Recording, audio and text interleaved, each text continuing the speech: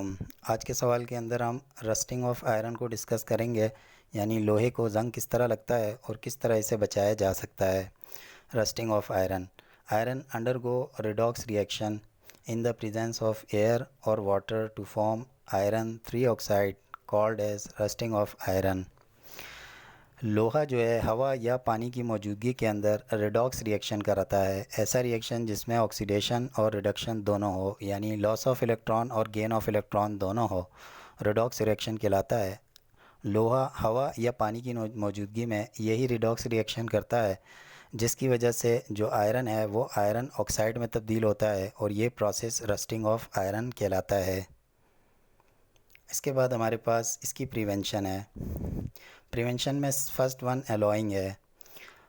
Alloying का मतलब होता है दो या दो से ज़ायद मेटल को आपस में मिला के कोई नया मेटल बना लेना, जो पिछले मेटल के मुकाबले में जिसमें ताकत स्ट्रेंथ भी ज़्यादा हो और उसके अंदर जो जंग लगने की एबिलिटी है वो भी कम हो जाए।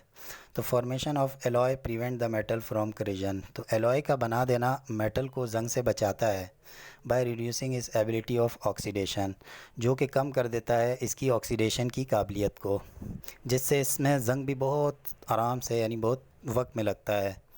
Metallic coating.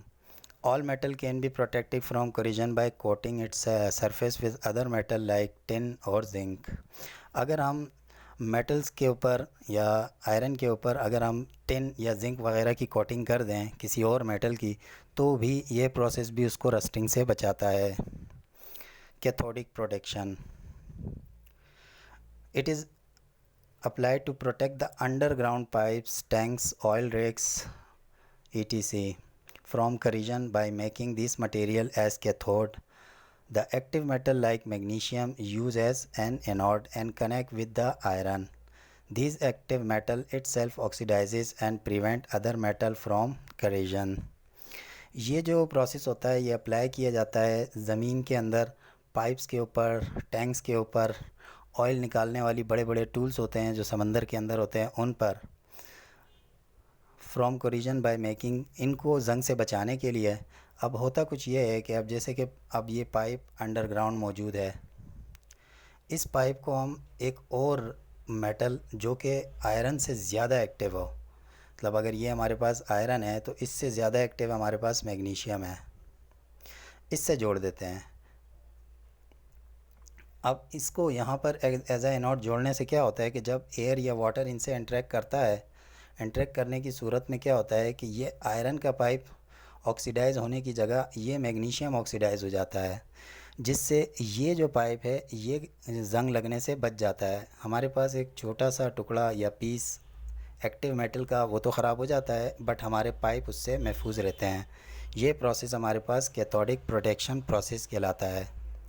इसके बाद हमारे पास कोटिंग विद पेंट। ये तो बहुत ही यूजुअली यूज़ होने वाला आम तौर पर प्रोसेस है, जिसमें हम कलर करके किसी मेटल को बचाते हैं जंग लगने से। A metal commonly coated with the paint to protect it from corrosion. Paint करके किसी मेटल को जंग से बचाना कोटिंग विद पेंट मेथड कहलाता है। Paint prevent the reaction of metal with oxygen, moisture and other harmful chemical agents.